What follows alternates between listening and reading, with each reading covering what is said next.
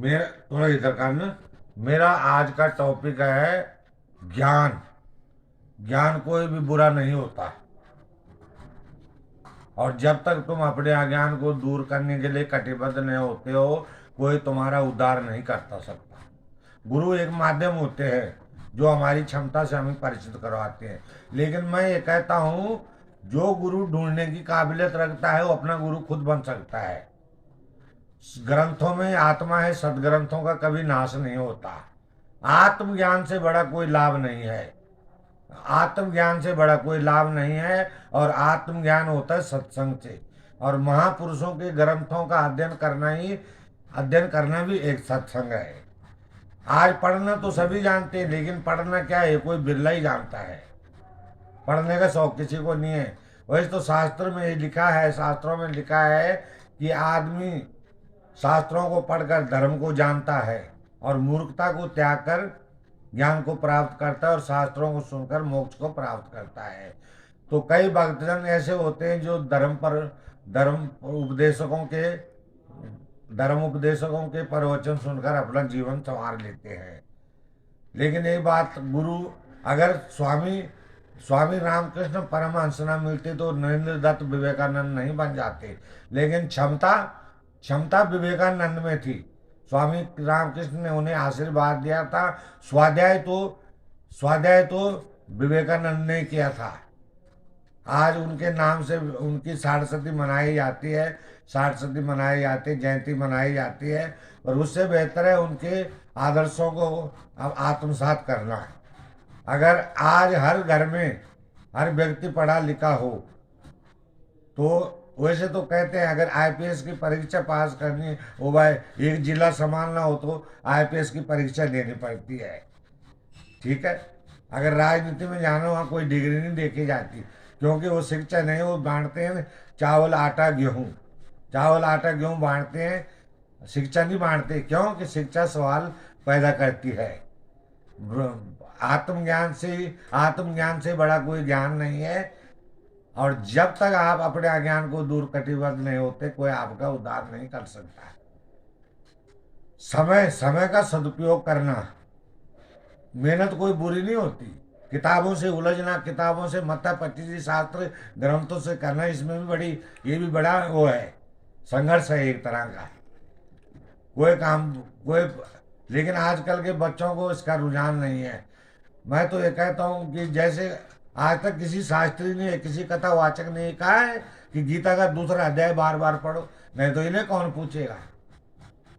फिर मैं तो ये कहता हूँ वेद ग्रंथ धर्मशास्त्र पढ़ने का फायदा तभी है अगर आत्म अनुभूति हो जाए। सबको अगर आत्म अनुभूति हो जाए तो जो आध्यात्मिक बाबा बड़ी बड़ी दुकानें खोल के बैठे हैं, बड़े बड़े, नहीं ये मैं नहीं कह रहा हूँ कि गुरु धारण नहीं करना, गुरु भी धारण। मैं भी एक गुरु के पास गया था, लेकिन उन्होंने मुझे ये कहा था कि तू भी एक दिन सेवा करूँगा, मेरी तरह गद्दी पे बैठूंगा। ये होती है गुरु की वाणी।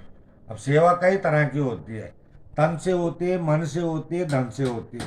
कोई गलत रास्ते पर चल रहा है, उसको अच्छे विचार देके सही मार्ग पर लाना, ये भी एक प्रकार की सेवा है। सेवा कई तरह से होते हैं। अपने बच्चों को अच्छे संस्कार देना, उन्हें बड़े बुजुर्गों की इज्जत कराना सिखाना, अच्छे संस्कार देना, ये भी एक तरह की सेवा है। मैंने आजकल देख लिया, आजकल हर जगह जो है ना, आज की जो राजनीति है ना, गंदी है। आज की राजनीति स्वार्थ पे चलती है। और जिस भी सज्जन को ये, मैं सबसे पहले एक बात ये कहना चाहूँगा, प्लीज़ मेरा वीडियो सब्सक्राइब कीजिए, लाइक कीजिए, इसको आगे शेयर कीजिए। इतना आप कर लेंगे तो बहुत है। लेकिन ये बात मैं बता देता हूँ कि पढ़ना, मन में भगवान जगाना हर किसी के बस का नहीं है। वो ज्ञान से ही जागेगा। जब तक ज्ञान नहीं होता कुछ भी नहीं हो सकता। क्योंकि मेरी मीन राशि है, और कहते हैं मीन राशि वाला जिसकी मेरा विष्णु योग है, तो विष्णु योग बोलता है, विष्णु योग बनाता है आदमी को करोड़पति। मैं तो रोडपति हूँ, मैं कहाँ हूँ करोड़पति? ये मेरे पिताजी चाहते तो मुझे करोड़पति बना देते, लेकिन उन्हें पता था दौलत आदमी को शैतान बना देती है। दौलत ऐसी चीज है, आदमी में कई बुराइयां लेके आती है। आज मेरे पास ज्ञान है, अध्ययन मैं इतना कर चुका हूँ, मैं अध्ययन बचपन से ही करता था। 14-15 साल की उम्र में जो मैंने पढ़ा होगा मुझे तभी अभी तक याद है। लेकिन अध्ययन 1 गुना और चिंतन 100 गुना जब होता है तब बात बनती है। अध्ययन तो सभी जानते हैं कि अध्ययन क्या, पर अध्ययन क्या करना है, अध्ययन क्या करना है ये सबको पता होना चाहिए। स्वाध्याय से ही ज्ञान की प्राप्ति होती है और ज्ञान से ईश्वर की प्राप्ति होती है। ये एक व्यावहारिक ज्ञान है, एक आंतर ज्ञान होता है। मेरी मेरी पत्नी की बड़ी बहन है, उसने मुझे एक दिन कहा था आज से 6-7 साल पहले कि जिस प्रकार तुम अध्ययन कर रहे हो एक दिन महात्मा बुद्ध बन जाओगे, लेकिन ये नहीं कहा था उसने कि भगवान बुद्ध बन जाओगे। संत कबीरदास जी की तरह कोई नहीं बन सकता, संत कोई भी बन सकता है लेकिन कबीरदास जैसा कोई नहीं बन सकता। स्वामी कोई भी बन सकता है लेकिन स्वामी विवेकानंद जैसा कोई नहीं बन सकता। आचार्य आचार्य कोई भी बन सकता है लेकिन आचार्य चाणक्य जैसे कोई नहीं बन सकता। और मैं तो डंके की चोट पे, अगर आप लोगों में हिम्मत है तो मेरे फ़ोन नंबर पे फ़ोन करना। वैसे मेरी आईडी मेरी नहीं, आईडी मेरे लड़के की है और वीडियो मैं बना रहा हूँ। तो जिन्हें पता हो तो मेरे इस फ़ोन नंबर पर मेरे से बात करें कि मन वास्तव में क्या होता है। सभी बोलते हैं ना मन मन, पर मन वास्तव में क्या होता है। शिक्षा से आत्मविश्वास पैदा होता है, आत्मविश्वास से ही अंतःकरण में बैठा ब्रह्मा जागृत होता है। विश्वास है तो सब कुछ है, बिना ज्ञान के भक्ति अधूरी। सभी पढ़े लिखे तो सभी नहीं होंगे ना, किसी को पढ़ने का शौक है।